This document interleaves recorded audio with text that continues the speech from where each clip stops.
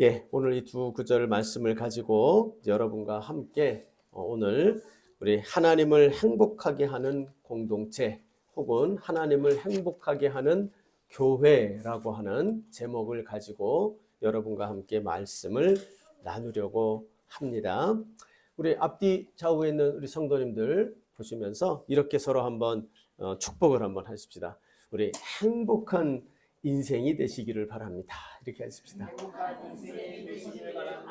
네. 한 번 더 우리 인사할까요? 우리 좀 쑥스럽지만 우리 가정이 또 다 있으니까 우리 가족들을 보시면서 우리 행복한 가정이 되시기를 바랍니다. 이렇게 서로 한번 얘기합시다. 예, 행복한 가정들 되시길 바랍니다. 우리 낯서셔서 우리 모자 쓰고 뒤에 앉아 계신 우리 집사님도 행복한 가정 되시기를 바랍니다. 예, 그리고 우리 다 같이 한번 우리 모두를 한번 바라보면서 이렇게 한번 서로 한번 하나님 앞에 다짐하는 의미로 한번 합시다. 우리 행복한 교회가 됩시다. 이렇게 한번 더 하겠습니다.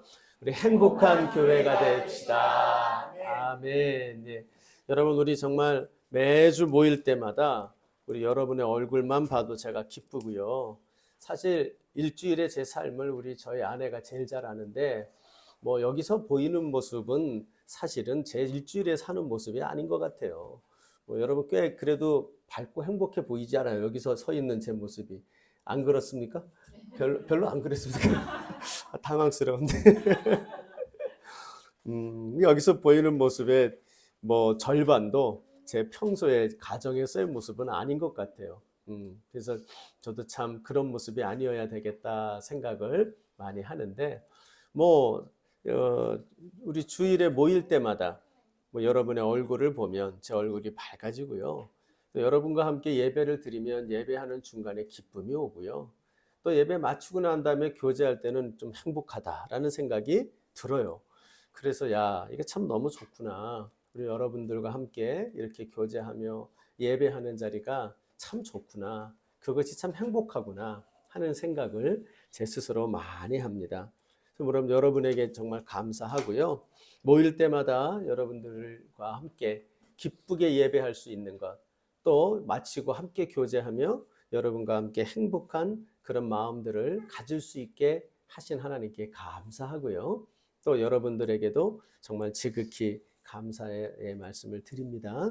또 여러분도 또 저와 비슷하거나 동일하실 줄로 믿습니다. 그렇죠? 예, 그래서 우리가 서로에게 그런 마음 늘 가지시길 바라고 그런 하나님께 우리가 또 소망을 두면서 행복함을 갖는 우리가 됐으면 좋겠습니다.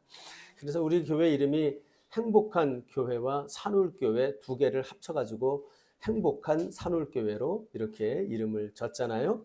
그래서 이제 여러분과 함께 몇 주간 앞으로 좀 쭉 지나면서 도대체 행복한 교회가 된다는 게 어떻게 돼야 되는 것인가? 행복한 교회는 어떤 모습인가? 여기에 대해서 한번 성경적으로 우리가 좀 살펴보려고 그래요. 행복하다는 게 그저 우리 내 마음의 뿌듯한 그 정도로만 그친다면 행복의 의미가 좀 약하죠. 그런 나 편안하고 내 마음 편안한 교회 만들자 그런 거 아니잖아요. 그렇죠? 그것보다 더 큰 목적이 있잖아요. 그건 바로 우리의 그 행복함의 그 방향이 어디로 가야 진짜 행복한 교회를 이룰 수 있는가? 여기에 대해서 여러분과 함께 말씀을 나누고요. 그리고 뒤에 우리 교회 이름이 하나 또 있잖아요. 산울교회가 되잖아요. 그래서 이제 그 산울이라는 뜻이 어떠한 뜻을 가진 교회가 되는 것인가? 이것을 함께 우리가 좀 묵상해 보면서 우리가 앞으로 우리 교회에 할 일이 많은데요. 그런 것을 한 걸음 한 걸음 나가면서 우리 교회가 이런 모습의 교회가 돼야 되겠구나. 이렇게 결단하고 성경의 말씀으로 교훈받는 그런 시간들을 좀 가지려고 합니다. 그래서 여러분과 함께 이제 당분간 오늘 주보를 보시면 거기 행복한 교회 만들기 이렇게 해가지고 조그맣게 주보의 제목에 조금 적혀 있죠.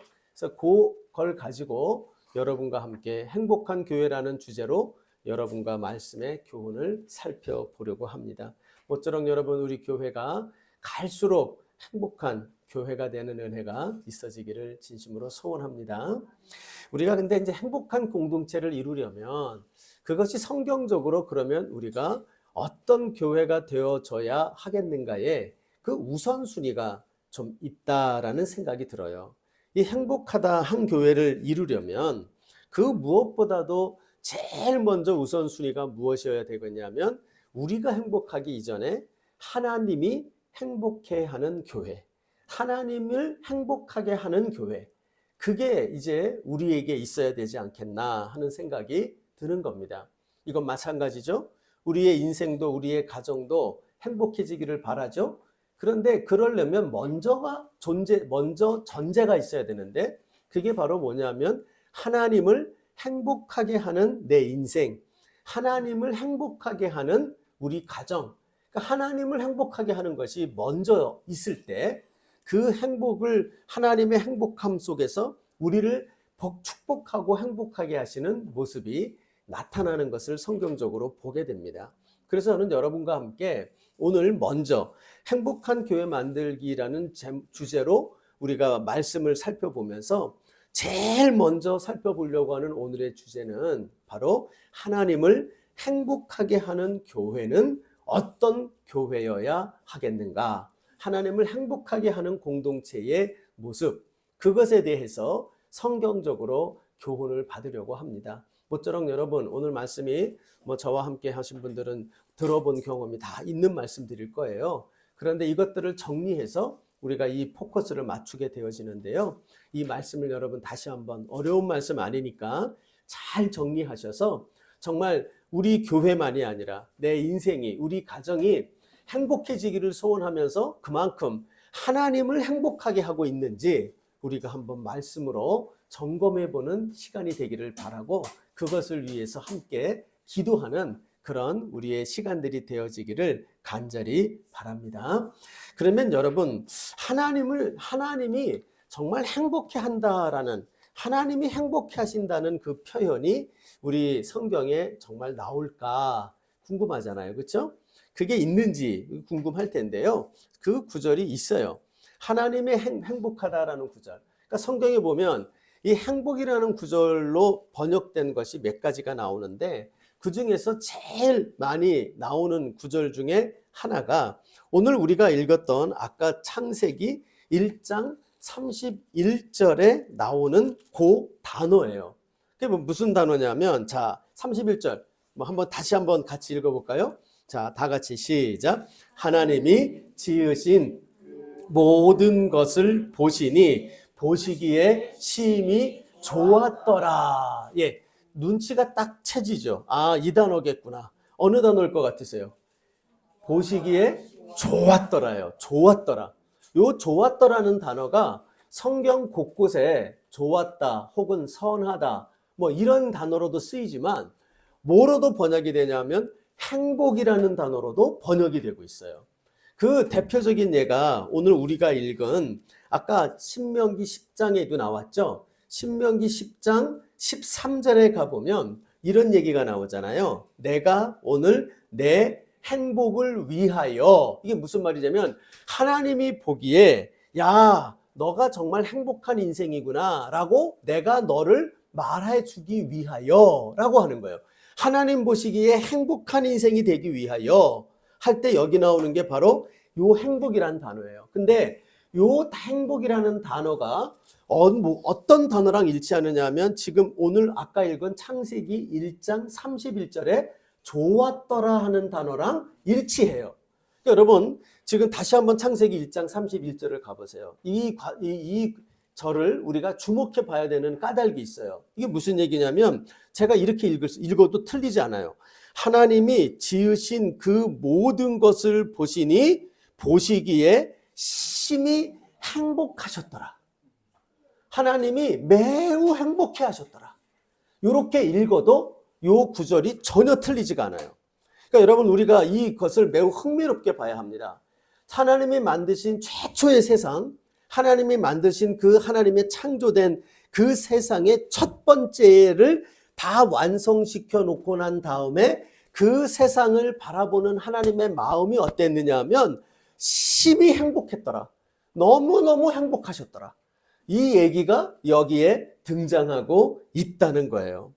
여러분 저는 그래서 이 창세기의 1장을 여러분 우리가 정말 잘 묵상하셔야 되는데, 기회가 있으면 여러분하고 창세기 나누는 시간이 있겠지만, 이 창세기 1장만 놓고도 한 5, 6번 설교할 것이 있는 정도의 매우 중요한 장이에요. 이 창세기 1장에서 근데 우리가 오늘 우리의 주제에서 우리가 주제에 맞게 제일 궁금한 게 뭐냐면, 지금 우리는 하나님을 행복하게 해드리는 교회가 되면 좋겠다 그랬잖아요. 그런데 성경에 보니까 하나님이 이 세상을 보시고 심히 행복해 하셨다는 구절이 여기에 나오고 있단 말이에요. 그러면 여러분, 우리가 이걸 보면서 뭐가 느껴요? 관심이 딱 가야 돼. 도대체 어떤 모습이었기에, 무엇이 하나님을 이렇게 행복하게 했을까? 하나님을 행복하게 했던 것이 이 창세기 1장의 모습이었다면, 이 창세기 1장의 세상의 모습이 어떻길래 도대체 하나님이 이렇게 행복해 하셨을까? 여기에 대하여 우리는 관심을 가져야 돼요. 근데 여러분, 여기에 관심을 가져야 되는 또 하나의 이유가 나와요. 자, 창세기 1장 31절 이후에 나오는 2장 1절에서 3절을 보면 이렇게 나오잖아요. 천지와 만물이 다 이루어지니라. 하나님이 그가 하시던 일을 일곱째 날에 마치시니 그가 하시던 모든 일을 그치고 일곱째 날에 안식하시니라. 자, 무슨 단어가 나와요? 안식이라는 단어가 나와요.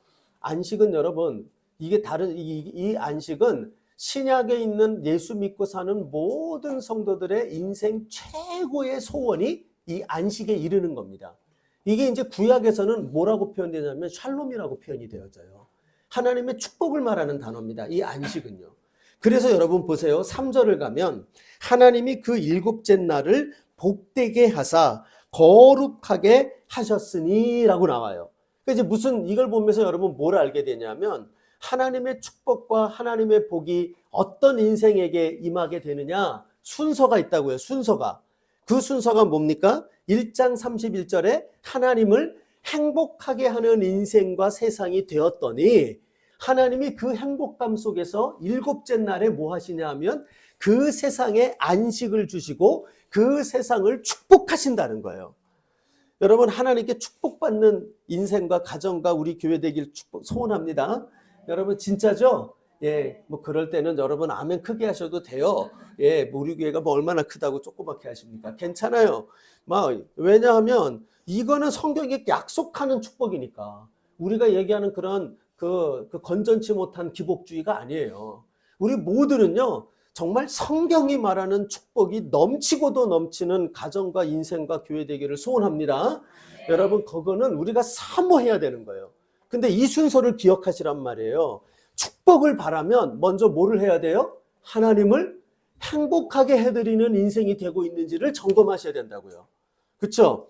우리가 하나님을 행복하게 해드리는 인생으로 우리가 변화가 되면 하나님은 그 모습을 보고 우리에게 축복하시는 하나님이 되신다는 거예요. 여러분, 이 원리를 꼭 기억하는 우리가 되길 바랍니다. 그래서 여러분이 사시면서 때때로 그럴 때 있어요. 나는 왜 이렇게 지질이 복도 없을까? 나는 왜 이렇게 하나님이 나를 이렇게 곤란하게만 하실까? 왜 이렇게 나 열심히 살려고 애쓰는데 하나님이 왜 이렇게 나에게 복을 안 갖다 주실까? 뭐 여러 가지 이유가 있습니다만, 그 중에 하나 점검할 게 뭐냐면, 내 삶이 과연 하나님을 행복하게 해드리는 삶으로 내 삶이 살아가고 있는가? 나는 잘 산다고 착각할지 모르지만 사실은 하나님을 행복하게 하는 게 아니라 하나님을 근심시키는 그런 삶을 살고 있다면, 하나님을 근심시키는 자에게 하나님이 걔에게 계속해서 축복하면 지가 잘 사는 줄 알 거 아니에요. 그렇죠? 그러니까 여러분, 그렇게 될 수가 없어요. 뭔가 하나님을 행복하게 해드리는 그 인생으로 우리 자신들이 잘 살아가는지를 점검하고 궤도를 수정해야 되는 이 모습이 필요하다 하는 것입니다. 자, 그러면 창세기 1장에 할 얘기가 너무 많지만 그거 다 얘기할 수 없고요.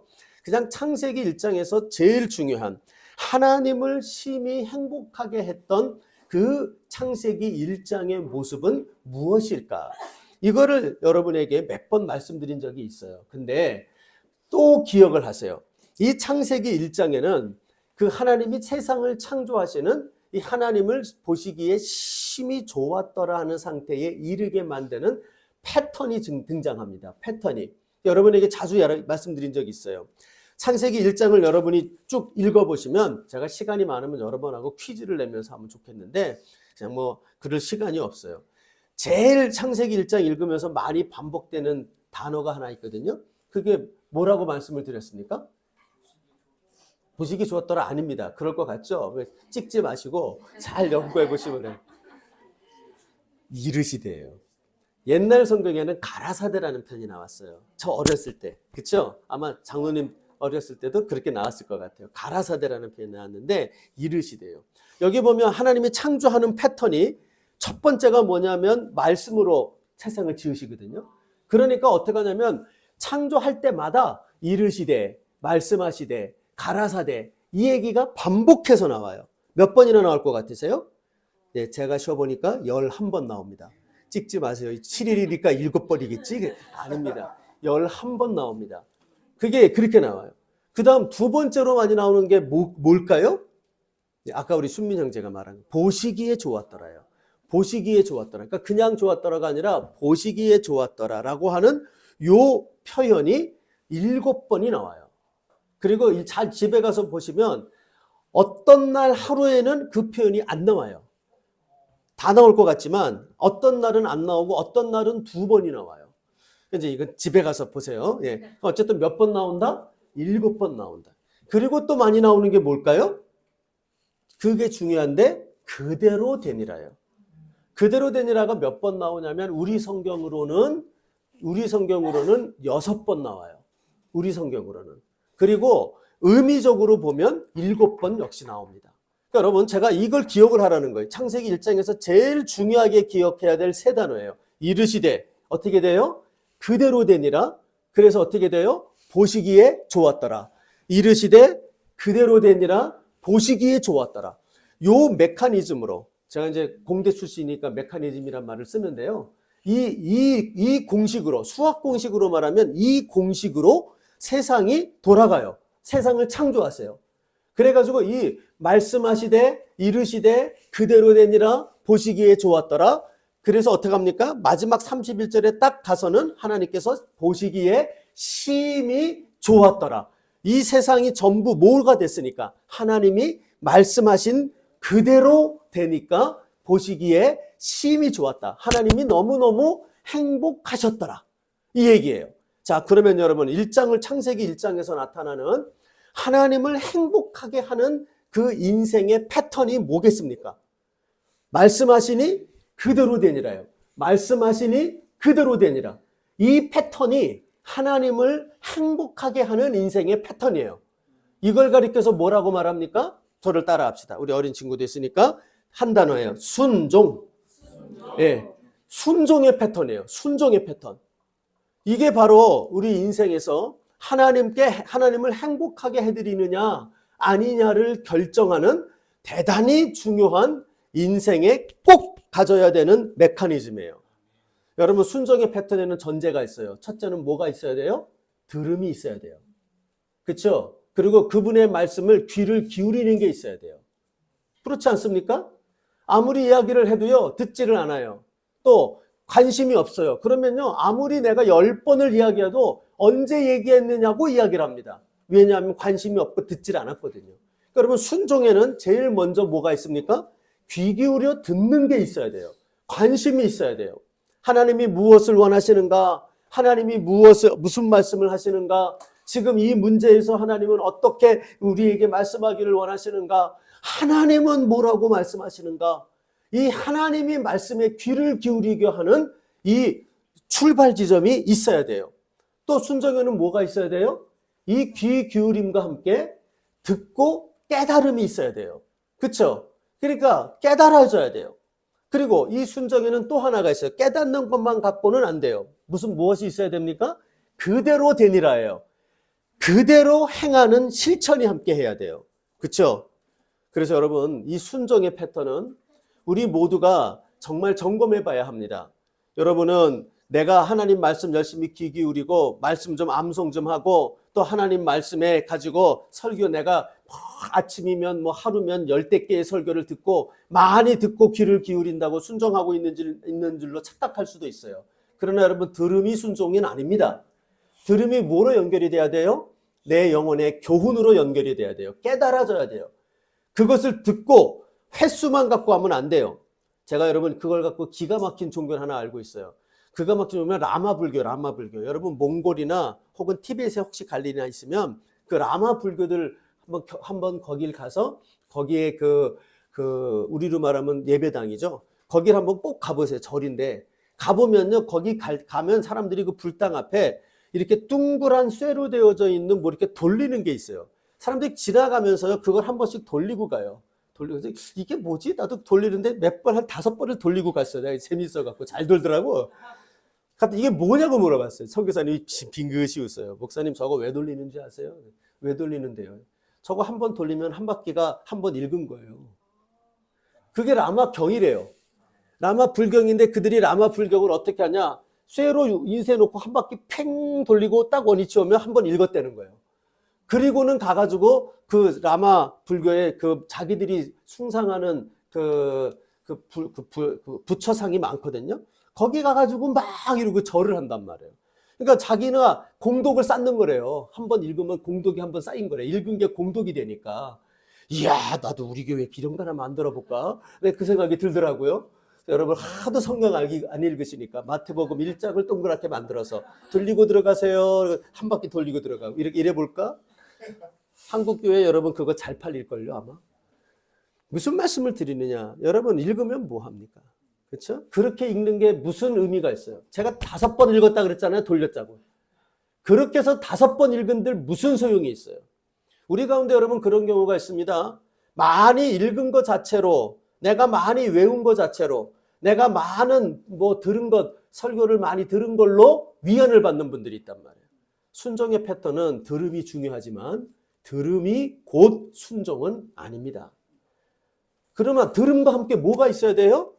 그거를 잘 듣고 깨달아야 돼요. 나의 죄를 깨닫고 나의 문제를 깨닫고 내가 어떻게 해야 되는지를 깨닫고 그 깨달음으로까지 나아갈 때 그 들음이 의미가 있어요.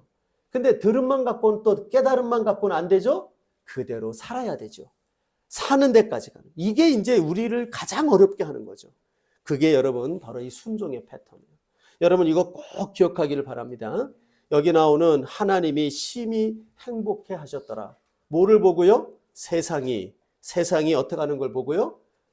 예, 말씀하시니 그대로 되니라. 이것을 보시고 하나님이 너무너무 행복해 하셨고 그 행복하신 것을 가지고 하나님이 그들에게 안식으로 그들에게 축복으로 하나님께서 그들을 행복하게 하셨더라. 예, 여름 주제 하나님이 행복하게 하는 것은 다음 주에 말씀을 드릴 건데요. 하나님이 우리를 행복하게 하는 건 다음 주의 주제고 우리가 하나님을 행복하게 하는 것에 대해서 우리는 지금 살펴보고 있는데 이 창세기 1장에 나타나는 이 순종의 패턴을 우리가 잘 기억을 하시고 가슴에 새기시고 우리의 삶을 잘 돌아보시는 은혜가 있어지기를 간절히 바랍니다. 그러면 여러분 하나님을 그러면 도대체 이렇게 행복하게 하는 순종의 패턴으로 살아가는 것이 그러면 조금 더 구체적으로 어떻게 하면 좋을까요? 라고 이제 묻는 분 아무도 없지만 제가 물어보는 겁니다. 예, 어떻게 하는 게 더 그러면 구체적으로 그것을 이야기할 수 있을까? 그 구체적인 모습을 가리키고 있는 것으로 보이는 것이 아까 읽은 신명기 10장 12절 13절 말씀이에요. 그래서 여러분 오늘의 이 창세기 1장 31절 말씀에 순종의 패턴이 하나님을 행복하게 한다. 이것을 명심하시면서 그러면 이 순종의 패턴이 더 구체적으로 그러면 어떻게 이루어져야 하겠는가에 대한 설명이 바로 이 신명기 10장 12절 13절의 말씀이다라고 생각하고 이것을 정리하시면 좋겠다 하는 생각을 하게 됩니다. 그럼 여러분 그 본문의 말씀을 우리가 조금 더 살펴보고 오늘 말씀을 마무리하도록 하죠. 다시 한번 넘어가 봅시다. 신명기 10장 12절 13절 말씀. 자, 다 같이 한번 읽어봐요. 다 같이 시작. 이스라엘아, 내 하나님 여호와께서 내게 요구하시는 것이 무엇이냐? 곧 내 하나님 여호와를 경외하여 그의 모든 도를 행하고 그를 사랑하여 마음을 다하고 뜻을 다하여 내 하나님 여호와를 섬기고 13절입니다. 내가 오늘 내 행복을 위하여 내게 명하는 여호와의 명령과 규례를 지킬 것이 아니냐. 아멘. 여기서 네 단어를 여러분에게 정리를 하고 주목하시라고 얘기할 거예요. 첫 번째는 12절을 보시면 경외라는 단어가 나와요. 경외. 이 경외라는 말은 다른 말로는 두려워하는 것입니다. 근데 이 두려워하는 것은 뭐 귀신을 무서워하고 막 천둥번개를 무서워하고 그런 공포와 무서움을 말하는 게 아니고, 여기서 말하는 두려움은 하나님을 향한, 신을 향한 거룩한 두려움을 말해요. 여기에 이게 우리에게 모든 이 세상에 존재하는 종교의 공통점이 여기서 등장합니다만, 어찌됐건 이건 하나님을 향한 두려움을 말할 때 여기 나오는 단어가 경외라는 단어입니다. 그리고 또 하나의 단어는 사랑이라는 단어예요. 그리고 여기 이 두 단어를 여러분이 두 개를 하나로 묶으세요. 이것을 뭐라고 말하냐면 순종의 영성이에요. 우리가 여러분 순종의 패턴을 가져야 된다 그랬죠? 근데 순종의 패턴을 가질 때 우리의 순종 안에 머물러 있어야 되는 두 가지 보이지 않는 중요한 중심이에요. 이 중심을 가지고 하나님께 순종해야 돼요. 어떤 거죠? 첫째는 두려움으로. 하나님을 두려워하며 순종하는 법이 있어야 돼요. 그러나 여러분, 하나님을 두려워하며 순종한다면, 여기에 수준에 머문다면 우리는 하나님이 원하는 수준에까지, 하나님을 행복하는 데까지 이르지 못합니다. 왜 그러는가 하면 여기 나오는 이 두려움은 모든 피조물들이 갖고 있는 하나님을 향한 두려움이에요. 게다가 이 두려움은 뭐조차도 갖고 있을까요?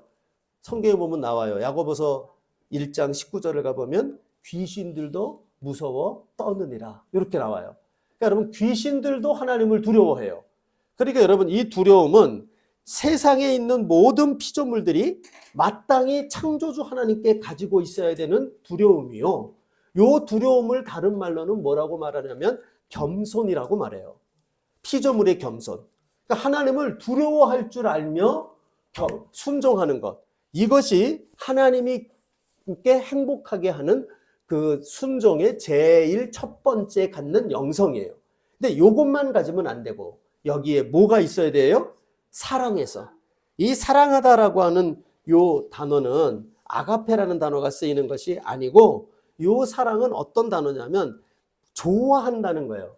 무엇이든 간에 사람을 좋아하던 물건을 좋아하던 내가 너무너무 좋아가지고 애착을 갖는 것들이 있잖아요.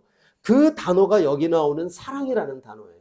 그러니까 하나님께 대한 각별한 애착, 하나님께 대한 좋아하는 감정, 이것을 가지고 하나님께 나아가는 순종이 있어야 된다는 거예요. 그러니까 여러분, 우리가 기억해야 돼요. 하나님의 백성다운 하나님을 행복하게 하는 순종은 어떤 순종입니까? 하나님을 두려워하는 마음에서 순종하는 것 플러스 뭐가 해요? 하나님을 사랑해서 순종하는 겁니다. 우리 베드로 형제, 우리 애들 말 잘 들어요? 아버지 어때요? 누구라고 말을 못하겠지만 애들 말 잘 들어주죠. 그렇죠? 남의 애들 말 잘 안 들어주지만, 그렇죠? 왜 그렇습니까? 우리 애를 사랑하니까. 부모가 약해서 그러는 게 아니에요. 무서워서 그러는 게 아니에요. 부모가 애들 말을 잘 들어주는 것은 애를 사랑해서 그런 거죠. 그렇죠? 사랑해서 그래요. 남의 집에라면 말 들어주지 않아요. 그렇죠? 오히려 너 그렇게 하면 안 돼 하고 야단칠 때는 야단을 치겠죠. 여러분, 이게 바로 우리가 얘기하는 그 사랑으로 순종하는 거예요. 여러분, 그래서 이걸 기억을 하셔야 됩니다. 우리가 하나님을 기쁘시게 하고 하나님을 행복하게 하는 자들이 되려면 순종의 패턴이 있어야 되는데, 우리의 그 순종에는 언제나 뭐가 있어야 되느냐? 피조물로서 갖고 있는 겸손의 의미로서의 순종. 그리고 뿐만 아니라 하나님을, 나 같은 자를 사랑해 주시는 그 하나님, 그 사랑을 깨닫고 있기에 사랑하기에 하는 순종. 이것이 우리에게 있을 때 하나님을 행복하게 하는 순종의 패턴이 되는 모습이다 하는 것을 우리가 알게 됩니다. 아울러 이제 순종의 우리가 가져야 되는 형식이 여기 또 두 가지가 나와요. 오늘 본문을 읽어보면 이렇게 나오죠. 사랑하며 다음을 보면 마음을 다하고 뜻을 다하여 너의 하나님 여호와를 섬기고 라는 말이 나옵니다. 이 섬기다는 단어도 우리가 히브리어에서 잘 아시면 좋은 단어, 이게 아바드라는 단어가 쓰입니다. 아바드라는 단어가 되게 성경에 중요한 단어입니다. 이 단어는 재밌는데 두 가지 뜻을 가져요. 하나는 우리가 세상에서 하는 일, 그 일이라고 하는 것이 아바드예요. 그런데 이게 또 무슨 뜻이 있냐면 우리가 모여서 드리는 예배라는 뜻이 있어요. 그러니까 여러분 이게 한마디로 창세기 1장에 있는 세상 때는 일과 예배가 분리되지 않았던 거예요. 지금 우리는 일과 예배가 분리된 세상에서 살잖아요. 이게 타락된 이후의 모습이거든요. 하나님 앞에서 내가 행하는 일이나 예배가 같은 거였다고요. 그게 창세기 1장에 나오는 이 아바드라는 단어가 가르쳐주는 매우 중요한 건데요. 그러니까 한마디로 여기 나오는 이 섬기다는 단어는 우리식으로 말하면 하나님 앞에서 하나님을 기쁘시게 하기 위하여 섬기는 모든 일을 말해요. 근데 그게 이제 아바드인데, 그러니까 이제 우리식으로 말하면 이게 뭐냐면 바로 모여서 주님만을 집중하고 하는 예배, 그 예배를 가리키는 것이 바로 여기 나오는 섬기다라는 아바드라는 단어라고 말할 수가 있어요. 여기에도 여러분이 또 체크를 해두세요. 그리고 또 하나 13절에 가보면 이런 얘기를 하죠. 내가 오늘 내 행복을 위하여 내게 명하는 여호와의 명령과 규례를 뭐하라? 지킬 것이 아니냐라고 이야기를 하고 있지요. 이 지키다는 이 말은 샤마르라는 단어가 쓰이는데 이 단어는 말 그대로 뭐냐면 소중한 것으로 알고 그것을 또 중요한 것으로 여기면서 가꾸고 또 한번 살피고 또 한번 점검하고, 예를 들어 여러분이 정말 아끼는 보물이 하나 있으면 처박아 놓고 잊어버리나요? 안 그러죠? 수시로 꺼내서 잘 있나 본단 말이에요. 그렇죠? 또 보고 또 보고. 저희 아들이 어렸을 때 보물처럼 여기던 게 있었어요. 그게 뭐냐면 저희 아들 없으니까 제가 얘기해도 되는데 걔가 보물처럼 여겼던 게 조그만 미니카였습니다. 근데 얘가 미니카고 저희 집안에서는 얘가 장손이니까 온 집안 식구들이 얘가 그 자동차를 좋아하니까 올 때마다 걔한테는 전부 미니카 선물을 줬어요. 그래가지고 한 1년쯤 지나니까 미니카가 300대가 돼요. 그래서 걔는 아침에 일어나면 미니카를 줄을 세워서 주차장을 만들어 놓습니다. 집 방에. 그리고서는 바퀴 하나 굴러가는 거 다 점검하고요. 말짱한지를 다 봐요. 그래가지고는 그 저녁에 자기 전에 그걸 또 해요. 얘가 수시로. 그게 그렇게 행복한가 봐. 저는 이제 그 모습이 신기해가지고 어떤 목사님께 우리 애가 이렇게 약간 이제 자랑 섞여서 애가 왜 그러는지 모르겠어요 이러면서 자랑 비슷하게 했거든요. 그랬더니 이제 그 목사님이 씩 웃더니 저한테 하는 말이 목사님 조심하세요. 자폐돼요. 이러면서 얘기를 하더라고요. 저 좋은 성격이 아니라는 거예요.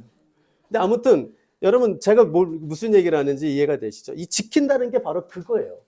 내게 주신 게 너무 귀해. 그래서 어떻게 하냐면 아침에 살펴보고 저녁에 살펴보고 아무 문제 없니 굴려보고 어느 날은 얘가 왕 하고 울어요. 왜? 그런데 갔더니 바퀴 하나 굴러가는 게 이상해졌대. 바퀴가. 내가 건드린 적이 없거든요. 아무도. 근데 왜 그런지 몰라 이유를요. 지가 만지다 그랬겠지 뭐.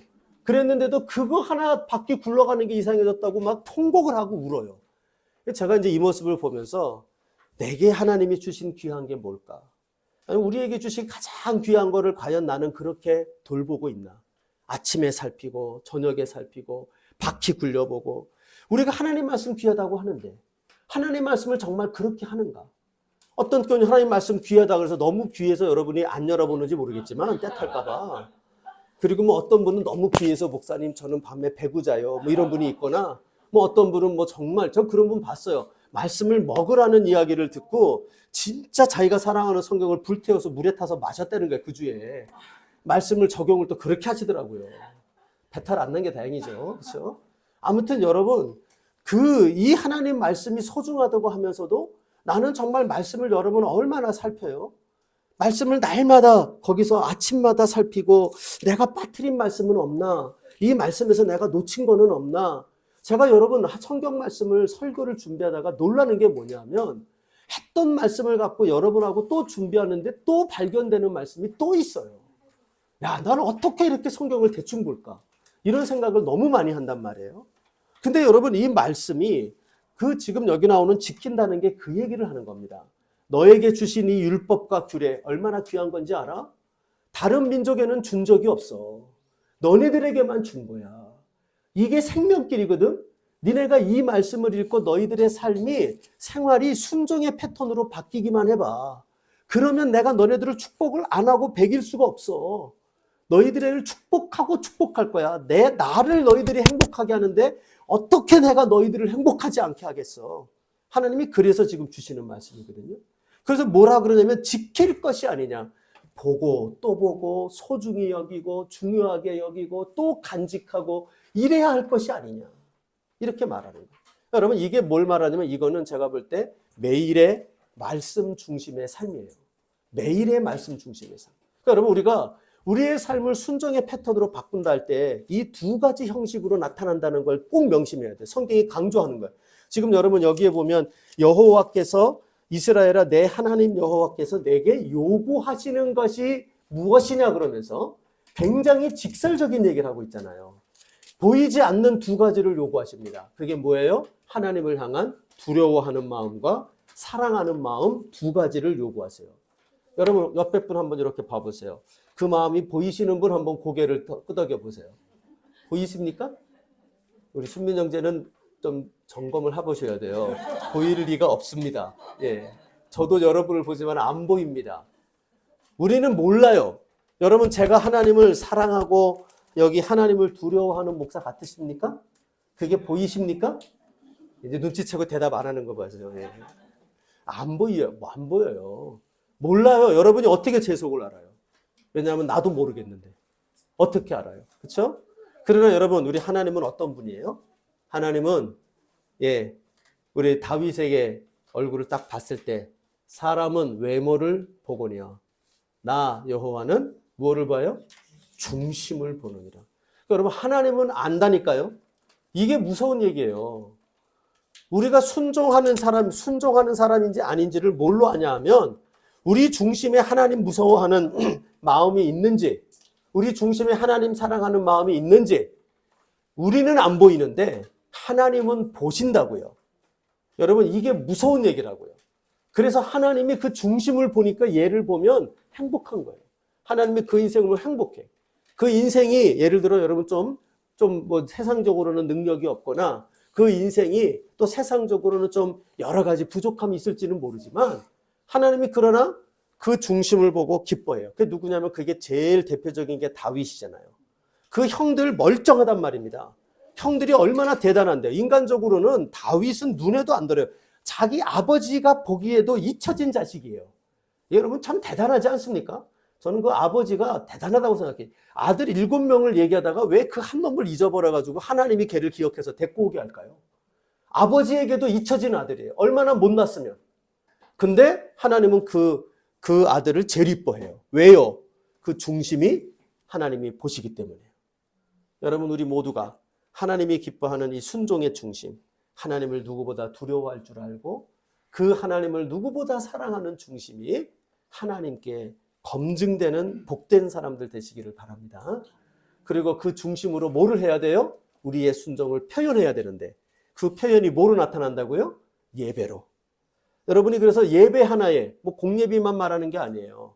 하나님 앞에 예배하는 자리라면 그 예배에 여러분이 어떻게 여러분이 드러내는가를 보면 이 사람이 순종의 사람인가 아닌가를 알 수 있게 되는 거라고요. 또 예배와 뭐로 드러납니까? 일상에서의 하나님의 말씀 중심의 삶이에요. 하나님의 말씀을 얼마나 귀히 여기고 하나님의 말씀에 얼마나 귀를 기울이고 그 말씀 갖고 살아보려고 얼마나 발버둥치고 그 말씀대로 살지 못한 것에 대해서 얼마나 애통하고 이 말씀 중심으로 살아가려고 하는 생활, 이것이 바로 우리가 하나님을 행복하게 하는 사람들이 가져야 되는 순종의 패턴이라 이렇게 이야기를 하고 있는 것입니다. 여러분 말씀이 너무 길어질 것 같아서 더 말씀을 못 하겠고요. 그래서 여러분 조금 두서없이 말씀을 제가 급하게 전했지만 우리가 오늘 이 핵심을 잘 기억해 주시기를 바랍니다. 하나님을 우리가 행복하게 하는 인생과 교회가 되는 우리 가정이 되기를 소원합니다. 하나님을 행복하게 하는 것은 다른 게 아니라 바로 순종의 패턴으로 우리의 삶을 교정시켜 나갈 때 하나님이 참으로 우리를 보시며 행복해 하신다. 우리 교회가 순종의 패턴으로 넘치는 그런 우리 교회되는 은혜가 있기를 바랍니다.